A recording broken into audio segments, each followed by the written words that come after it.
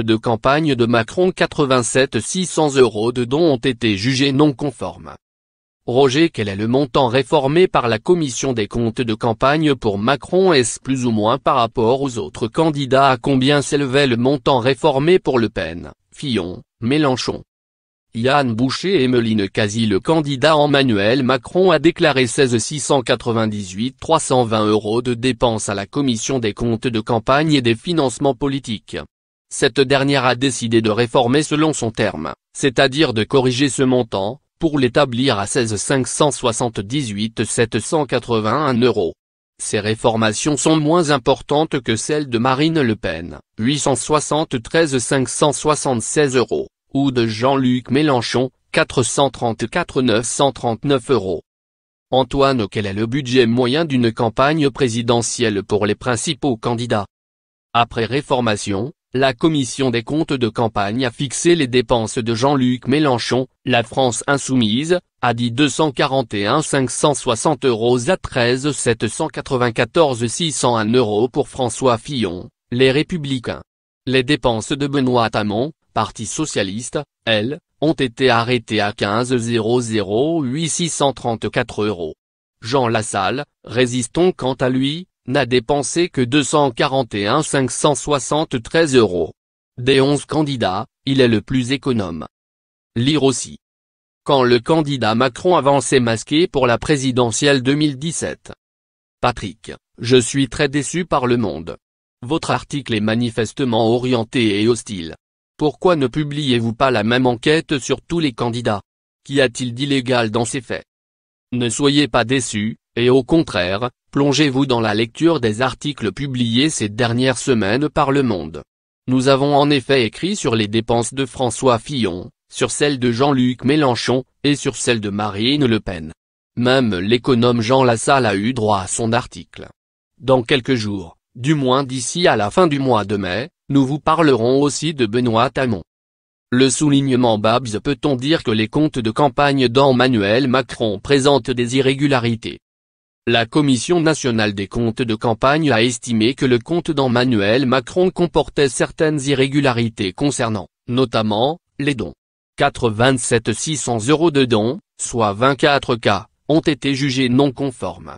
Ces sommes, supérieures à 4 600 €, étaient présentées comme effectuées par deux personnes distinctes mais provenaient d'un compte personnel, et non joint, a expliqué la Commission, dans sa décision du 13 février publiée au Journal officiel.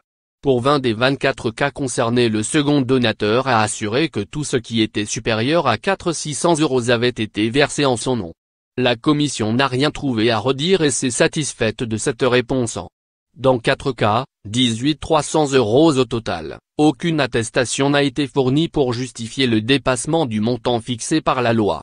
Cette irrégularité n'a toutefois pas entraîné l'invalidation du compte de campagne, les sommes en cause ne représentant qu'un très faible pourcentage des recettes. Le parquet de Paris avait été saisi de ces dossiers, mais il les a classés sans suite au printemps. Matt, sur la base de votre enquête, avez-vous des soupçons d'illégalité pouvant faire l'objet de poursuites judiciaires? Nous sommes journalistes, et non juges. À ce stade de notre enquête, nous pouvons seulement dire que la Commission nationale des comptes de campagne et des financements politiques a approuvé, après réformation, les comptes d'Emmanuel Macron, comme pour tous les autres candidats. La Commission s'est intéressée à des remises accordées par des fournisseurs à l'équipe d'Emmanuel Macron. Ces remises sont-elles des dons déguisés par des entreprises alors que la loi l'interdit depuis 1995? La Commission a visiblement écarté cette piste. Nous avons contacté le parquet national financier, PNF, pour savoir si ces nombreuses ristournes accordées par la société GE Lévent, et par d'autres, intéressaient la justice. Le PNF n'a pas souhaité communiquer à ce sujet. Kolb, existe-t-il des règles sur l'utilisation des fonds durant une campagne électorale? Et une entreprise a-t-elle le droit d'accorder des conditions commerciales différentes selon ses affinités avec ses clients? C'est une question centrale, en effet. Plongeons-nous avec délice dans les méandres du code électoral. L'article 52.8 dispose que les personnes morales, à l'exception des partis ou groupements politiques, ne peuvent participer au financement de la campagne électorale d'un candidat, ni en lui consentant des dons sous quelque forme que ce soit, ni en lui fournissant des biens, services ou autres avantages directs ou indirects à des prix inférieurs à ceux qui sont habituellement pratiqués. Lire aussi. Campagne de Macron, une photographe rémunérée dès fin mai 2016. Cette question se pose précisément pour les rabais, soldes, remises en tout genre accordés par différents prestataires à l'équipe d'Emmanuel Macron. Elle se pose avec une acuité particulière pour G&E Lévent, dont le patron est un proche du ministre Gérard Collomb et du président de la République, et qui a été particulièrement généreuse lors de certains meetings du candidat. Cachou, est-il vrai que des factures avec des rabais à 100% ont été identifiées? Il y a eu des factures mentionnant, sur des postes de dépenses particuliers, des rabais à 100%. Mais jamais sur une facture globale. Cela serait d'ailleurs interdit, puisque considéré comme un don de personne morale. Oh mais, l'élection peut-elle être invalidée? Tous les comptes de campagne ont été approuvés par la commission et ces décisions n'ont fait l'objet d'aucun appel. Régie, connaît-on l'origine des fonds de soutien à la campagne d'Emmanuel Macron? Lorsque nous consultons les comptes de campagne des candidats, l'identité des donateurs est systématiquement anonymisée.